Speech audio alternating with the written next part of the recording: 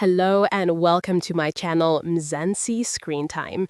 Today, we bring you a deeply heartbreaking story that has shaken both South Africa and France.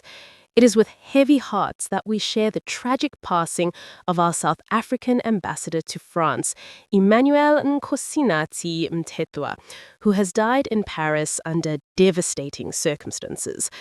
Ambassador Mthethwa, aged 58, was reported missing yesterday by his wife, who had received a distressing message from him in the evening. French police immediately launched a search, even deploying dogs to the Bois de Boulogne, a large park in western Paris where his phone last signaled. But the search, sadly, led elsewhere. Earlier today, his body was discovered at the Hyatt Hotel in Paris. Reports confirm that he had booked a room on the 22nd floor. A secure window had been forced open, and tragically, he fell to his death. This shocking news has left many in disbelief. Emmanuel Nkosinathi Mthethwa was not only a dedicated diplomat, but also a familiar face in our country's leadership. Appointed as South Africa's ambassador to France in February 2024, he also served as our permanent delegate to UNESCO. Before that, South Africans knew him as the Minister of Arts and Culture from 2014 to 2019, and later as the Minister of Sport, Arts and Culture until 2023. His service went far beyond government titles.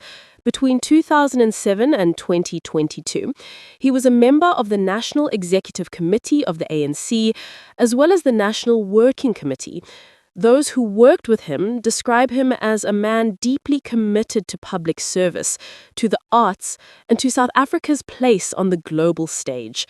Just last year, he was seen alongside his wife, Bilisiwe Buthelezi, attending the Rugby World Cup final in France, seated near French President Emmanuel Macron, a reminder of the strong ties he helped foster between the two nations.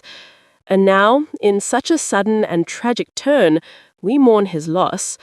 South African and French officials have not yet made formal public comments, but the shockwaves of this news are already being felt across both countries. For his family, his colleagues, and indeed the entire nation, this is a moment of immense grief. At this stage, the Paris prosecutor's office has indicated the possibility of suicide, but investigations are ongoing. What remains clear is that a respected leader, husband, and public servant is no longer with us. Here at Mzansi Screen Time, we extend our deepest condolences to his wife, his family, and all who loved him. South Africa has lost not just a diplomat, but a man who gave decades of his life in service to his people. May his soul rest in peace. Thank you for watching. Please remember to like, comment, and subscribe as we continue to bring you the latest updates and heartfelt stories that matter to South Africans at home and abroad.